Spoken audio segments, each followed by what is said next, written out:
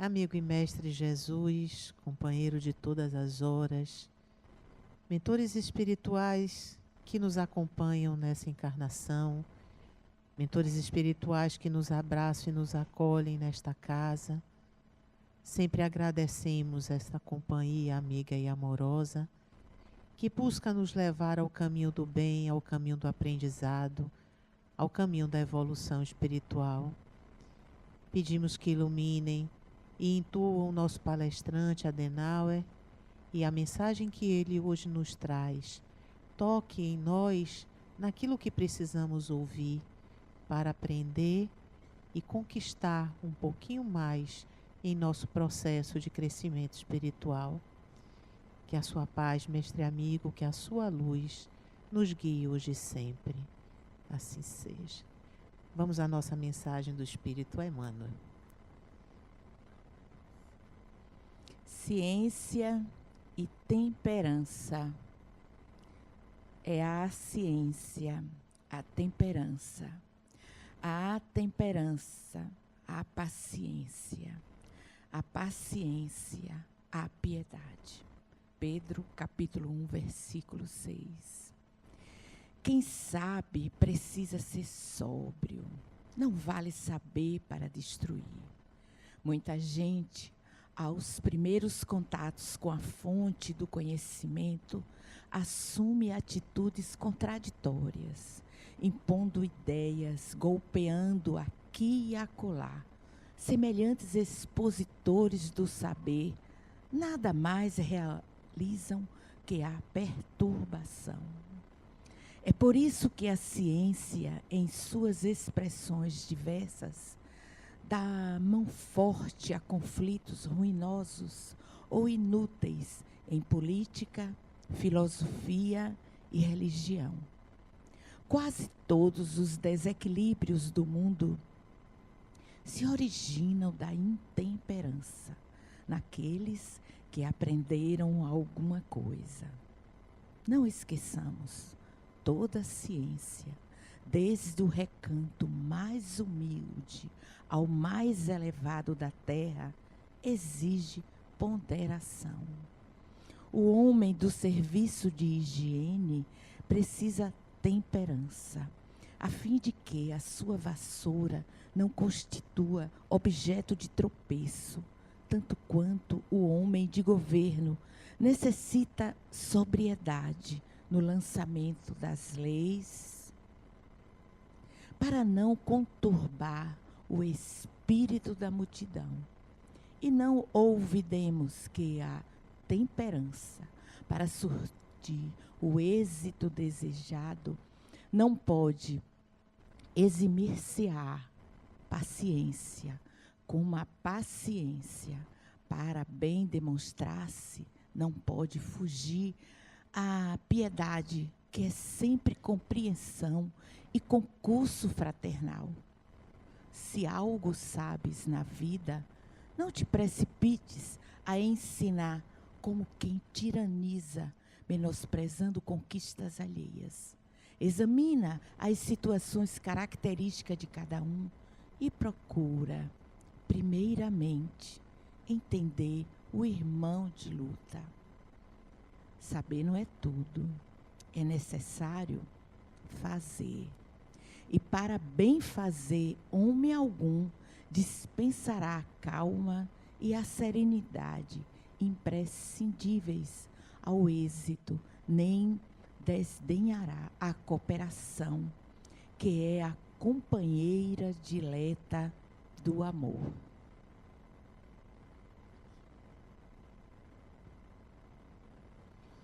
Meus irmãos, muita paz. O fenômeno espírita é sutil, tão importante quanto qualquer ocorrência da vida humana, acontece sem que tenhamos a noção exata, precisa da sua relevância e da intensidade com que interferem em nossa vida. Não precisam manifestações materiais, não precisa de nenhuma mágica para que haja essa relação entre espíritos desencarnados, pessoas desencarnadas e nós outros encarnados. Digo isso porque há uma semana atrás eu estava num restaurante, uma noite, fui jantar, me convidaram, e eu gosto quando me convidam, porque não tenho obrigação de pagar, é uma maravilha. E sentou-se próximo de mim um rapaz que disse assim: nós já nos vimos antes. E veio à minha mente uma imagem, disse: nós nos encontramos uma vez na encarnação anterior. Eu nesta encarnação e você na sua anterior. Conhecia você de nome, mas não tivemos muita aproximação. Só foi um dia que nós conversamos. E eu me lembro bem, perfeitamente, você mais velho, eu mais jovem. Eu tinha um pouco mais da idade que você tem hoje. E você tinha um pouco mais da idade que eu tenho hoje. E nos encontramos. Ele baixou a cabeça, parecendo pensar, e disse assim: mas nós conversamos sobre o quê? Conversamos sobre o nosso pai. O nosso pai. Tivemos um pai em comum. Você foi meu irmão, só por parte de pai. Você desencarnou, você teve um problema muito sério durante uma cirurgia e você desencarnou. Mas você não morava aqui na Bahia, você morava em outro estado. Ele começou a se interessar e eu comecei a explicar. Ele disse: mas de onde eu vim na encarnação anterior? Ele disse: você veio de determinado país. Disse: que país? Nós nos conhecíamos antes e tínhamos o mesmo desejo em relação a uma mulher. Não que disputássemos, porque ela era minha mãe e era a sua namorada. Não disputávamos a mulher. Conversamos mais um pouco, a conversa foi agradável. Ele já não quis mais comer, eu estava com fome, porque ele queria mais informações. Eu pedi a ele uma trégua: eu quero comer, nós vamos jantar, né? Oportunamente nós conversaremos sobre isso. Reencontro-me com ele, que dia, meu Deus, eu acho que foi no domingo. Reencontrei-me com ele, convidou-me para almoçar. Eu adoro quando me convidam para almoçar. Convidou-me para almoçar, sentou-se comigo na mesa e disse: meu tio, vamos continuar aquela conversa. Vamos, me conte mais. Interessante que as informações vinham vindo naturalmente. Algumas coisas eu não sabia que eu sabia. Eu só sabia que eu sabia na hora que eu estava falando. Eu fui dizendo: você viveu, você fez isso, você fez aquilo. Parecia aquelas cartomantes que adivinham tudo. Eu me senti uma cartomante em pleno almoço. Foi muito interessante essa conversa, mas chegaram amigos dele, que ele teve, o almoço era para ele teve que se virar, atender aos amigos dele, e não conversamos mais. Ele viajou. Ele não mora aqui no Brasil. Interessante é a sutileza do fenômeno espírita. Como isto acontece sem que a gente se dê conta. E esse fenômeno de acessar vidas passadas, o que não é incomum comigo, não só minha como de outras pessoas, também se dá em relação a presenças espirituais. Estava eu atendendo uma senhora que me levou a filha dela no consultório. A filha dela tinha 12 anos, uma menina. Como ela não tinha com quem deixar, ela disse: eu posso conversar com você? Minha filha presente. Disse: mas você vai para uma... Isso fora da sessão. Mas você vai conversar sobre sua vida. Não, mas tem a ver com ela. Ela pode entrar? Você pode. Senta. A menina ficou olhando para mim, eu olhando para a menina. A mãe conversava, falava sobre a vida dela, eu olhava para a menina olhava para mim. A certa altura, eu senti que a menina não estava sozinha. Essa menina está com alguma entidade ao lado dela. Provavelmente alguém muito querido, porque ela está feliz, ela está alegre, olhando para mim, de vez em quando esboçava um sorriso. Certamente ela está bem acompanhada. E aí, conversa, a mãe chega assim e diz: olha, na verdade, eu lhe trouxe aqui porque minha filha está doente. Essa filha está doente. Diz: o que é que sua filha tem? Ela fala sozinha. Ela fala sozinha. E ela diz que conversa com algumas pessoas que já morreram. Isso só pode ser uma doença. Eu sou muito católica. Eu acho que ela não sabia que eu era espírita, porque se ela soubesse, não estaria ali, né? Eu sou muito católica, eu acho que isso é uma perturbação que ela tem, e ela só me disse que está tudo bem, está tudo bem. Aí eu perguntei, sua filha está indo bem na escola? Muito bem, ótima aluna. Ela briga muito, ela tem algum problema de relacionamento? Não, ela se dá bem com todo mundo gosta dela. Mas o que é que tem ela falar sozinha? Não, mas é melhor ela falar com o senhor o que é que ela sente. Aí eu olhei para a menina muito tranquila, quase sorrindo, disse para mim, tio, sabe o que é? Minha mãe não entende dessas coisas. Minha mãe não entende. Olha, que maravilha, minha mãe não entende disso. O senhor sabe, né? E eu disse, eu sei. A mãe olhou para mim e eu disse, que maravilha uma filha dessa. Teci elogios à menina, conversamos, eu e a menina, a mãe boquiaberta. Eu disse, mãe, sua filha não tem problema nenhum, sua filha é médium. Médium, é médium. Ela sente, ela vê, ela ouve os espíritos, são pessoas. Olha que felicidade está no rosto dela. Você devia aprender essas coisas. Isso não é uma questão de religião. E as pessoas pensam que é uma questão de religião. Não é uma questão de religião. É uma questão técnica, lógica. Acreditando ou não, acontece. Eu gosto até das pessoas que não acreditam. Eu costumo jogar uma praga. Não acredita? Tá bom. Tomara que puxe sua perna de noite. Tomara. Teve uma lá em casa que não acreditava, até que os espíritos puxaram a perna dela. E ela disse, foi você? Eu disse, eu não, estava dormindo. Eu adoro o descrente, porque o descrente, ele paga caro a descrença dele. Não é uma questão religiosa. A influência dos espíritos está em nossa vida no dia a dia. No dia a dia. Porque o mundo espiritual se interpenetra ao mundo material.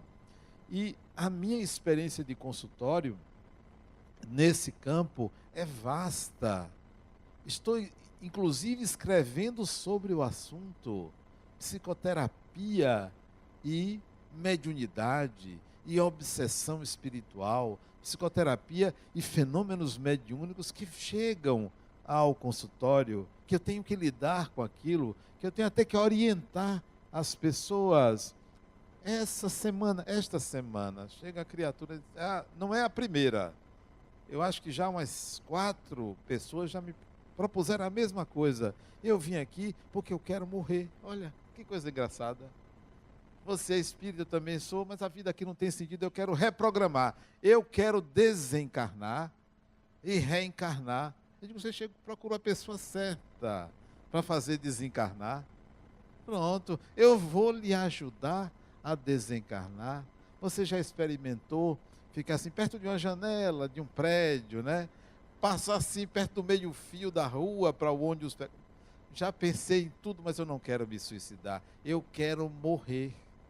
Eu quero morrer. Quero morrer para renascer. Porque jovem, não tinha 30 anos. Jovem, né? E por detrás disso tem toda uma história. O que é que mulher tem? Que história a mulher tem por detrás? Amorosa. Tem que ser uma desilusão amorosa para ela querer morrer. Porque eu não vejo outro motivo para ela querer morrer, senão a desilusão amorosa. Mas não foi o caso dela, porque não chegamos a isso. Porque eu logo me levantei e disse, criatura, você quer morrer? Vamos lá. Vamos providenciar isso. E logo, rápido. Agora tem um detalhe. Não há retorno. Como assim não há retorno? Eu sei que reencarna.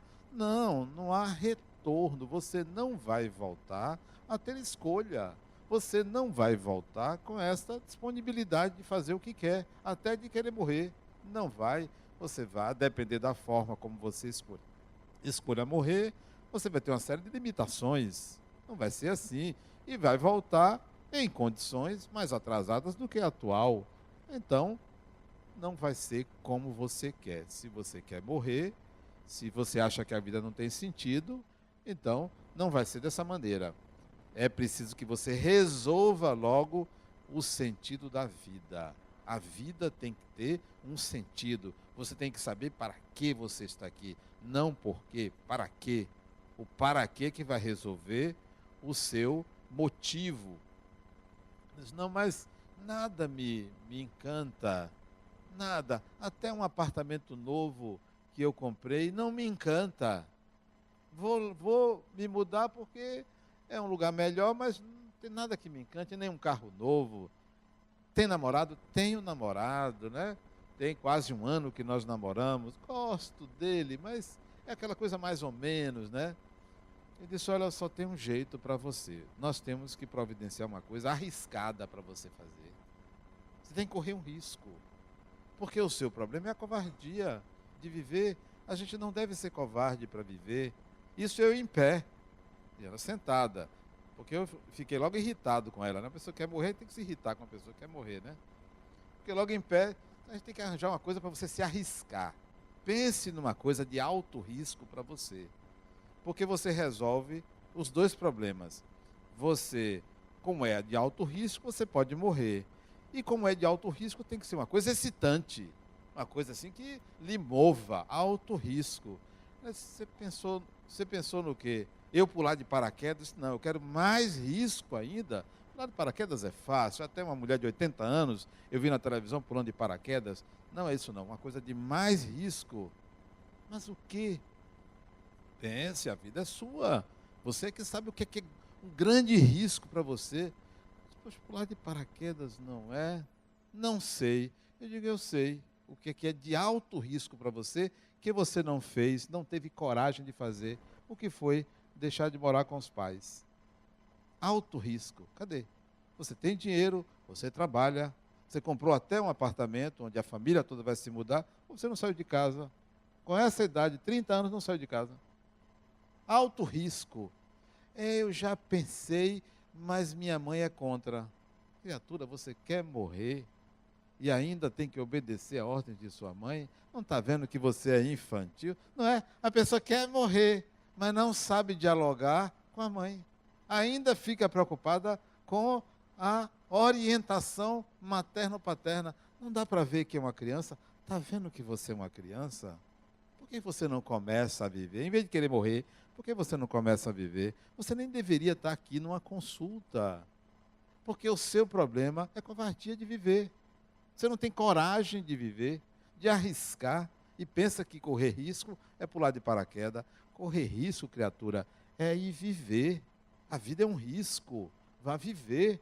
Deixe de estar procurando sarna para se coçar. Vá viver. Vá enfrentar a realidade. Então, só por aí. Agora eu quero uma segunda atitude de risco. Segunda, essa é a primeira. Eu quero uma segunda. A primeira é sair de casa. A segunda, algo arriscado.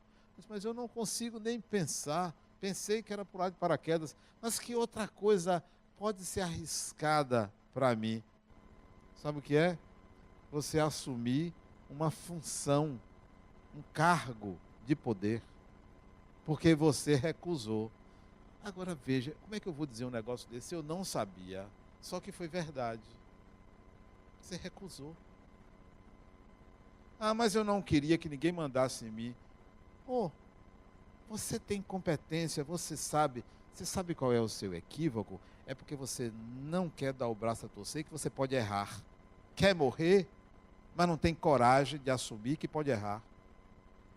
Tem gente que só quer ganhar, não sabe perder, não sabe errar, não sabe ser criticado, não sabe se submeter. Então esse foi o segundo risco que você deveria ter corrido. Correr esse risco, aceita o cargo. Mas são 3 riscos, porque 1 é pouco, 2 é bom e 3 é demais. Para você tem que ser demais. Terceiro risco. Primeiro, sair de casa. Segundo, aceitar o cargo. Terceiro, o que é? Eu não sei. Você sabe, uma coisa que você recusou. Recusou. Eu disse, agora eu me lembro. Sabe o que ela recusou? Ela tinha um namorado antes desse. E o namorado que ela gostava dele, queria casar com ela, só queria se mudar. Ia casar e levar ela para outro estado. Eu disse, não vou não, só porque eu não quero sair junto dos meus parentes. Pronto. 3 riscos na vida que você não correu e agora você quer morrer. Comece a viver. É o que você precisa, é começar a viver. Eu passei a sessão toda em pé. A certa hora eu disse, levante, fique em pé. E você vai conversar comigo agora em pé como adulto. Você quer morrer ou correr riscos? Assuma. Porque desencarnar, você vai encontrar alguém como eu do outro lado e que vai dizer assim, ô criatura, vá correr riscos. Todo mundo vai dizer isso para você. Vá correr riscos. Porque viver é um risco. Viver é arriscado. Olha o Espírito Santo aí, como viver é arriscado. Viver é arriscado em qualquer lugar. Em qualquer situação que você esteja, você vai ter que correr risco. Encarnado ou desencarnado. Então, é preciso que você corra risco. Vá correr esses riscos. Quanto tempo você acha que você vai conseguir resolver essas 3 situações? Viver um grande amor, sair de casa e assumir um cargo de poder. Quanto tempo você precisa? Ela disse, há alguns anos. Eu disse, eu lhe dou 2 meses. 2 meses. Resolva isso em 2 meses. Só depois você pode voltar a mim. Antes eu não quero falar com você. Não marque, só daqui a 2 meses. E a criatura foi embora. Não, teve uma hora que ela começou a chorar. Eu disse, por que você vai chorar? Você veio aqui para chorar, para eu ter pena de você. Você não veio fazer terapia comigo. Você veio me desafiar. E eu aceito o desafio. Pode parar de chorar. Quer que eu tenha pena de você? Criatura, você é um espírito. E eu vou lhe tratar como um espírito. Não vou lhe tratar como uma criança. Ela disse assim, você faz assim com todos os pacientes, não só com você. Se eu fizesse isso com todos, não ficava um. É só você. É porque você está sendo duro. Para quem queria morrer, criatura, eu estou sendo suave. Porque duro seria se eu pegasse um revólver e matasse. Não, eu estou sendo suave. Não chore não, vá, pode parar. Pode parar com essa encenação. Agora não é momento de lhe acolher. Você veio aqui para morrer. Mate essa pessoa que lamenta. Mate esse espírito que está aqui pedindo para fugir. E faça nascer uma pessoa que é capaz de enfrentar riscos na vida. Porque a vida tem riscos. Ah, mas e se não der nada certo? Já deu certo. Por você ter escolhido. Por você poder dizer, foi eu é que decidi. Já deu certo quando você faz suas escolhas. Foi eu. Você não pode culpar a ninguém. Não, e ela ainda veio com a história. Eu estou falando tudo isso porque ela está presente, viu? Ela ainda veio com a história assim. Olha, a culpa é de minha mãe. Nunca me dei bem com ela. Eu disse, pior para você. Pior para você. Você agora quer terceirizar responsabilidades? Sua mãe é sua mãe. Ah, mas ela ficava dizendo, minha filha, não saia de casa. Ah, então é ela. É ela que lhe segura ou você que não tem coragem? Não, não terceirize responsabilidade. O espírito somos nós. É você, é ela, sou eu. Não precisa nenhuma entidade espiritual baixar aqui e aparecer para todo mundo, porque a entidade espiritual está do seu lado. Esquerdo, direito, é você. É alguém que está visível, alguém que está invisível. Nós somos todos espíritos. Essa noção de ser espírito, ela é nova, ela é recente. Porque o espiritismo, quando nasceu, tentava provar que existiam espíritos. Não que nós éramos o espírito que precisa ter consciência disso. Aliás, antes do espiritismo, 200 anos atrás, o ser humano não tinha muita noção de inconsciente, não tinha muita noção de que tinha um pensar, de que sua mente funcionava, de que tinha memória.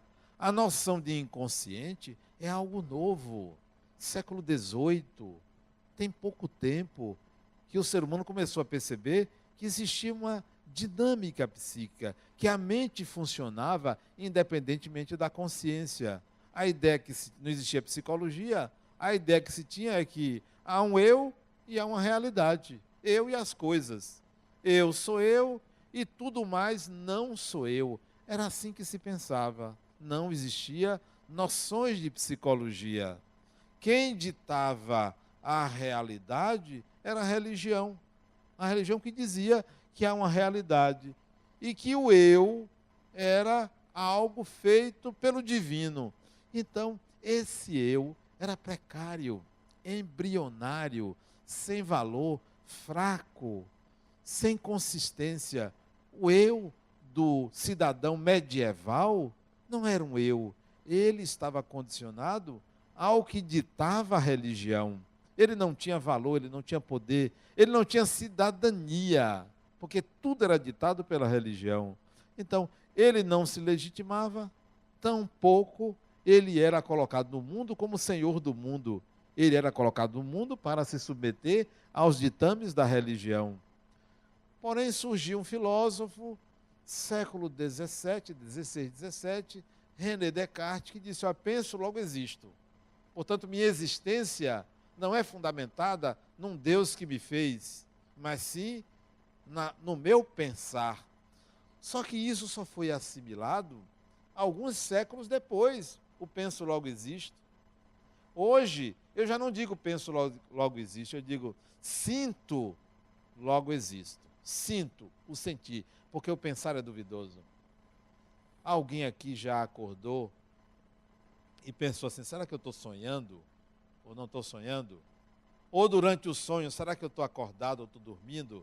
O pensar não é garantia da existência, mas o sentir é fundamental. Hoje eu assisti, acho que pela 6ª ou 7ª vez, um filme que eu gosto muito, chamado Cidade dos Anjos, onde o ator, ele chega ao final do filme. Posso contar o final? Posso? Você já assistiu, né? Ela morre, né, no final do filme, né? Ela morre. E ele chega ao final do filme, perante os anjos na praia, ele pisa na areia, tira a bota, pisa na areia e vai dar um mergulho no mar. Para ele sentir a vida. O sentir, para mim, tem uma relevância muito grande. Não da forma material que se fala o sentir. Para mim, o sentir vai da sensação, à emoção, ao sentimento. Tudo isso é sentir. Emoção, sensação, emoção, sentimento. Isso é sentir. Para mim, isso é muito mais forte. Pois bem, a ideia de Descartes, hoje eu complementaria com penso, sinto, logo existo. A partir daí é que a psicologia vai nascer no século XIX, só no século XIX. E isso tem pouco mais de 150 anos. É que se vai começar a imaginar que a mente funciona, que há o corpo e que há a mente. É que se vai pensar que há um eu, que há uma memória, que há um inconsciente, que há um self, que há um superego, que há um id, que há uma pulsão. Vai se pensar assim. A psicologia só se tornou ciência no final do século XIX na Alemanha. O primeiro laboratório de psicologia foi na Alemanha, 1879, se eu não me engano. Quer dizer, final do século XIX é que a psicologia ganha cidadania científica. Quer dizer, o ser humano não reconhecia os processos mentais. Então, não pense em eu lá atrás. Nós só vamos pensar em eu recentemente, 200 anos para cá, quando surge o iluminismo, depois da Renascença, né? O iluminismo, onde o divino pregado pela religião não estava mais sendo aceito, não estava mais, porque aquele divino era opressor, era cruel, era sádico. Então fez surgir o ser humano para dizer: eu eu tenho que acreditar em mim. A autoconfiança, a autodeterminação, isso é coisa recente. Até hoje você vê pessoas que, na hora que tem que tomar uma decisão grave, vai rezar. Não, eu vou me segurar. Eu vou procurar uma proteção, porque, e se der errado, eu preciso de ajuda espiritual. Então, ainda estamos nessa fase de recorrer a forças mágicas para sustentar nossas decisões. Que tal você pensar assim, olha, eu vou fazer, eu quero fazer, eu tenho consciência do que eu estou fazendo. Se isso resultar em algum prejuízo, vai me fazer aprender. Eu vou recorrer ao divino para me explicar, não para resolver, para me auxiliar na compreensão, não para tomar o meu lugar. Isso é recente. A maioria das pessoas ainda tem uma relação com o divino, com o sagrado, com o espiritual, como se fazia há 500 anos atrás, há 1000 anos atrás, há 5.000 anos atrás, de uma forma embrionária, pueril até. Então, o processo de separar mente, corpo, espírito é algo recente, é algo novo. Por isso que nós estamos ainda nos acostumando. Olha, será que sou eu? Será que não sou eu? Será que é possível a gente começar a perceber como é que os espíritos atuam? Olha o que aconteceu comigo a semana passada. Quarta-feira passada eu vim aqui numa reunião, onde me foram colocados alguns assuntos para eu tomar decisões, e eu resolvi adiar a decisão, disse, eu vou pensar no que fazer. Fui para casa quarta-feira, programei acordar para andar. Acordei 5 horas da manhã, me deu uma preguiça. Não, hoje eu não vou andar. Eu vou dormir um pouco mais. Peguei o celular, como é que chama? O despertador, apaguei o despertador e disse, eu vou dormir. Não deu 25 minutos, alguém me acorda assim, hoje nós temos que andar. Precisamos conversar. Digo, tem gosto para ter gente para tudo, né? Hoje, que é raro, hoje eu querendo dormir mais, e ver um sujeito me acordar essa hora, 5h25. Bom, levantei meio a contragosto, vamos andar. E eu ando normalmente 1h20, né? 8 quilômetros por dia. Pois foi uma caminhada como nenhuma das 630 que eu já fiz de 2 anos para cá. Como nenhuma. Um diálogo permanente, as coisas claras, colocadas, conversas durante 1h20. Sutil. Não tem assim, eu estou vendo alguém, ou estou incorporado em alguém. Não. É um diálogo mental. É um diálogo porque é uma conversa, porque há perguntas, há respostas, há afirmações, há negações, há contradições, como qualquer contato com uma outra pessoa. Isto é a intervenção dos espíritos em nossa vida. Algo sutil. Cheguei minha quinta-feira, não sei nem se comentei aqui, acho que não, mas hoje comentei com quem eu fui me reunir. Olha, gente, as decisões são essas. Aí coloquei cada uma das decisões. Até me poupa tempo de pensar. Porque se tem alguém pensando também, ótimo. Que maravilha, né? A outra, semana retrasada, olha como os espíritos atuam. Nós vamos agora comprar os móveis do lar dos idosos. Quem quiser doar móveis, é só me falar. É um padrão único, não é uma cadeira. E aí eu fiz um orçamento, pedi um orçamento e foi feito um orçamento. O valor deu R$172 mil, todos os móveis. E eu disse à pessoa, fulano, eu pensava em gastar 20 mil, 172 é muita coisa, deve ser móveis de ouro, né? Não, Aí me mostrou e disse, poxa, diga à empresa que eu estou disposto a gastar 45 mil. Já que é 172, eu estava pensando na 20, eu vou dobrar e botar mais um pouco, 45 mil. Adenauer, nem adianta falar. Tá bom. Recebo uma ligação, 2 dias depois, de uma pessoa, olha, eu tenho uma doação para fazer à fundação.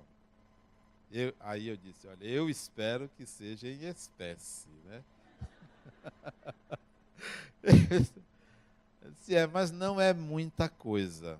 Não é muita coisa. Eu disse, não, vindo de você, eu espero assim uns 300 mil. Não, a doação é de 60 mil. Disse, ótimo.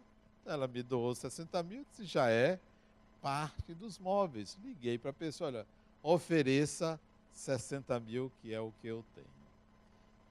Mas eu vou comprar os móveis na próxima semana, daqui para lá, eu tenho certeza que os espíritos vão influenciar pessoas generosas, né? Desapegadas, que já ganharam o reino dos céus, né? E vão nos ajudar a comprar os móveis, até mais barato do que isso. É a sutileza dos espíritos. Nós precisamos estabelecer diálogos permanentes com os espíritos.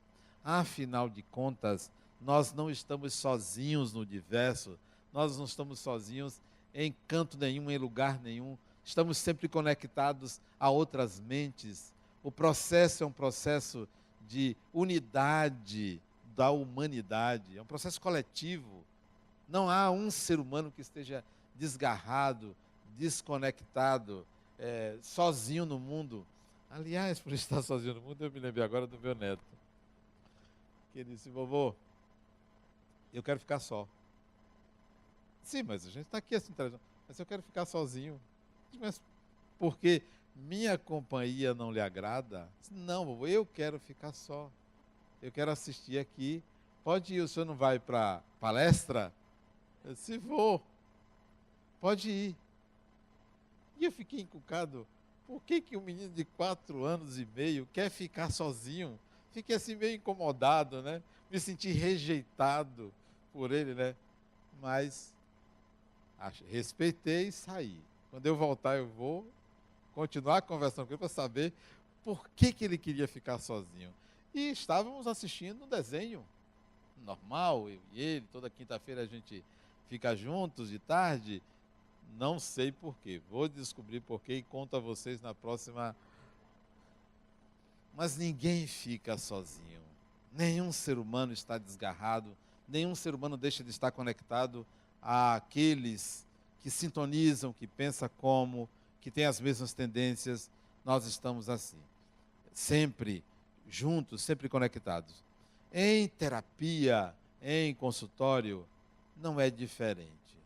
Os processos que eu visualizo, que eu percebo, que chegam a mim, sempre eu vejo que há possibilidade de interferência espiritual.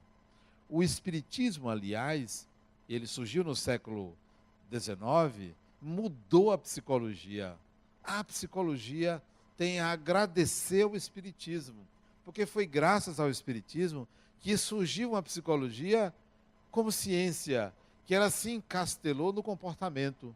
Psicologia não é ciência da alma. Ciência da alma é o espiritismo, porque espiritismo é ciência do espírito. Psicologia é ciência do comportamento humano e de como esse comportamento interfere na dinâmica psíquica, ou como a dinâmica psíquica interfere no comportamento humano. Isto é psicologia. A psicologia que antes nasceu para cuidar da alma, ela passou a cuidar do comportamento. Porque coube ao espiritismo essa parte de cuidar de assuntos mais espirituais ou assuntos ligados ao espírito. Esse espiritismo vem num crescente de conquistar a sociedade. Interessante como hoje você ouve muito falar do espiritismo. Eu estava na clínica que eu trabalho e uma pessoa me disse assim, me pegou assim, eu não a conheço, não sei nem se ela está aqui, porque eu não me lembro da fisionomia. Ela disse, você pode fazer um favor para mim? Eu disse, depende, eu vou atender uma pessoa agora. Ela disse, não, eu queria que você desse um recado a meu irmão. Se eu conheço o seu irmão, não. Então como é que eu vou dar um recado a seu irmão se eu não conheço? Ela disse, mas você vai conhecer. Aí me deu o recado. Eu disse, então, não tinha tempo, escreva, e me deu o recado. Ela escreveu uma carta para o irmão dela que desencarnou. E nessa carta ela relata o que ela viveu com ele, o que aconteceu com ele, e me pede para ser o carteiro, para levar a carta para ele. Eu achei o pedido muito interessante, não é o primeiro, muito interessante. Eu disse a ela, olha, deixa aí, depois eu lhe dou a resposta. Eu não sabia que era isso, né? Só depois que eu li que eu vi que era uma carta. O pedido dela para o irmão dela desencarnado, ela conta como ele desencarnou. E eu peguei para meditar sobre essa carta. Isso foi hoje. Ela me deu terça-feira. Não, ontem. Isso foi hoje, eu peguei e comecei a mentalizar o espírito, para ver o que poderia vir, o que ele me diria. Mas não veio, desta vez, absolutamente nada. Eu guardei, está aqui nas minhas coisas, para tentar de novo. Pelo menos umas 3 vezes eu vou tentar. Se eu não conseguir nenhum contato, eu vou colocar para ela. Não senti nada, mas se você escreveu, seu irmão poderá receber o seu pedido, que ela pede a ele aí, pede alguma coisa a ele, muito importante. Pede a ele, ele vai ouvir, ele vai saber, né? Mas certamente ela vai dizer para mim, mas eu queria que você me desse uma resposta. Não, a resposta é direta, é com você. Interessante como essas coisas acontecem na vida da gente. É o espiritual entrando em nossa vida. Ele entra que a gente não pede nem licença, ele não pede nem licença, acontece. Se você estiver sintonizado ou sintonizada com questões espirituais, isso vai acontecer na sua vida em várias oportunidades, porque nós caminhamos para que a relação entre encarnados e desencarnados seja tão simples quanto as relações que nós estabelecemos pessoa a pessoa. Nós estamos caminhando para isso. Em breve tempo, nós vamos nos comunicar com os espíritos por aparelho, porque o celular hoje só falta isso. Tem um aplicativo Mundo Espiritual. Se apertar, a conta deve ser muito alta, mas vai surgir um aplicativo para o mundo espiritual. Breve nós vamos ter isso, né? Breve isso vai acontecer. E voltando à psicoterapia, eu tenho notado, não só comigo, mas com colegas que não são espíritas, o número de pessoas que procuram consultório psicológico por problemas espirituais, por uma dificuldade de entender essa relação, tem crescido muito. As pessoas têm buscado muito para entender essa zona de fronteira entre o psicológico e o espiritual. E ela é enorme. Cada vez mais nós sentimos essa diferença, essa proximidade. Interessante que uma outra pessoa também no consultório chegou para mim e disse, eu tive um sonho e eu quero que você veja esse sonho. Veja se esse sonho não tem a ver com o espiritual. Aí eu li o sonho, disse, criatura, você está na desobsessão? Porque eu estou obsidiada? Tenho certeza que é uma perseguição espiritual. Vá procurar ajuda. Que centro você está indo? Não, ainda não fui não. Você mora onde? Vá, procure tal centro, mas eu, se fosse você, ia em 2. Vá em 2, porque a perseguição é grande. Não é um só. Me procura, me mostra um sonho. O sonho está claro que é obsessão espiritual. Vá buscar ajuda. Porque a gente tem medo de ladrão. A gente tem medo das coisas aqui da vida, tem medo de animais, tem medo de violência. Bom, você também tem que encarar que o mundo espiritual é uma sociedade. Tem prós e contras, como a nossa sociedade aqui. Tem pessoas boas e tem pessoas más. E o que não falta é aproveitador espiritual. Pessoas que nos enganam. Sabe que a gente não, vocês, um ou outro, tem medo, pronto, vai se aproveitar. Muita gente ingênua. Você sabe que tem gente que ainda procura favores espirituais, ainda paga para obter esses favores? Ainda paga. Pessoas que botam trabalhos contra outras pessoas para prejudicar e encontra espíritos que fazem isso. Então nós vivemos numa sociedade espiritual que a gente precisa se dar conta do que acontece, não ser tão ingênuo. Não adianta se esconder, não adianta dizer eu não acredito. Acontece.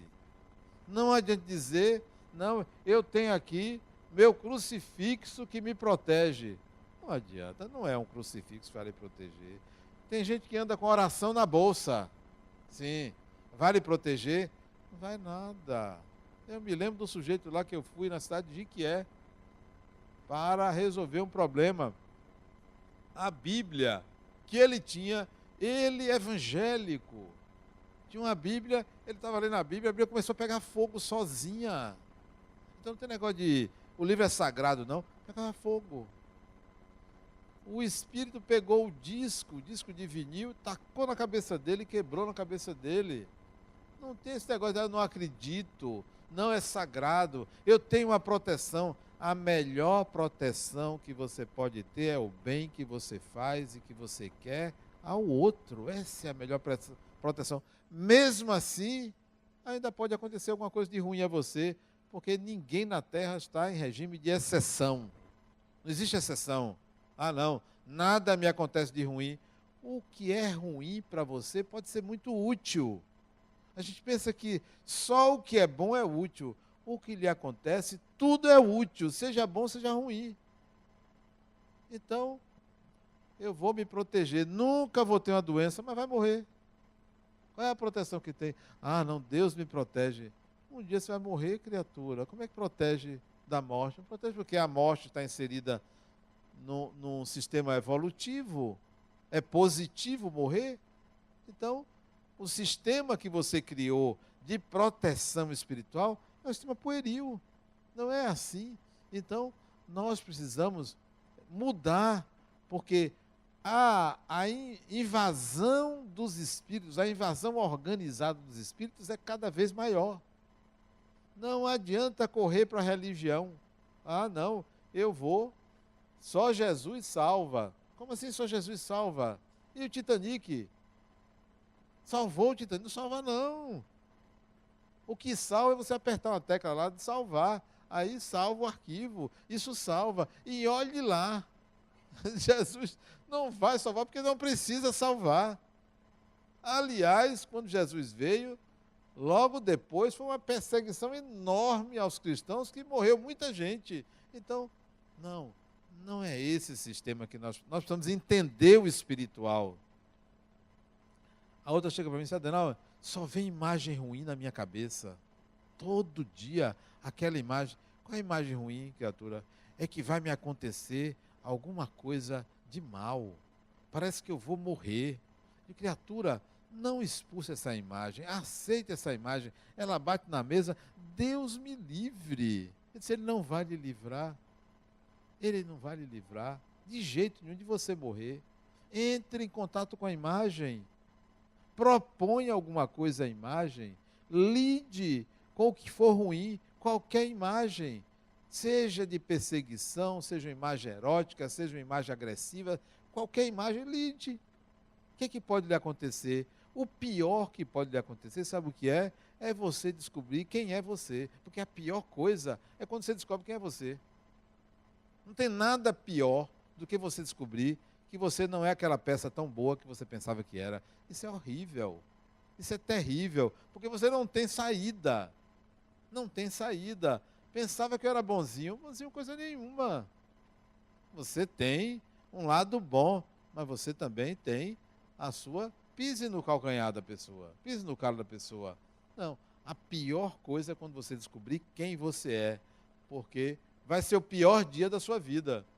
Mas a partir dali, você vai respirar aliviado, aliviada. Eu já sei quem eu sou.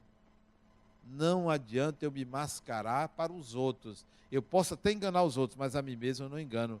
Isso é terrível, mas é libertador.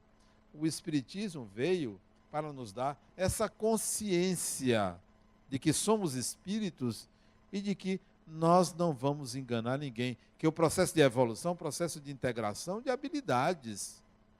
É um processo que você não vai dizer assim, não, eu estou fazendo uma coisa boa ali, aqui, então eu vou merecer alguma coisa depois. Não funciona assim. Não é dar cá e tomar lá, ou dar lá e tomar cá. Não é assim. Você tem que integrar habilidades. Você que tem que ser o espírito superior que você deseja encontrar. A recompensa que você pensa em ter depois da morte é agora, quando você se sente recompensada ou recompensado por ter se tornado uma pessoa melhor. Eu me tornei, eu agora sou de fato. Eu não vou merecer algo depois, eu já desde agora mereço, porque eu integrei aquela habilidade. O Espiritismo veio para isso, não só para a gente lidar com desencarnados, mas para que a gente legitime a consciência de ser espírito imortal. Muita paz.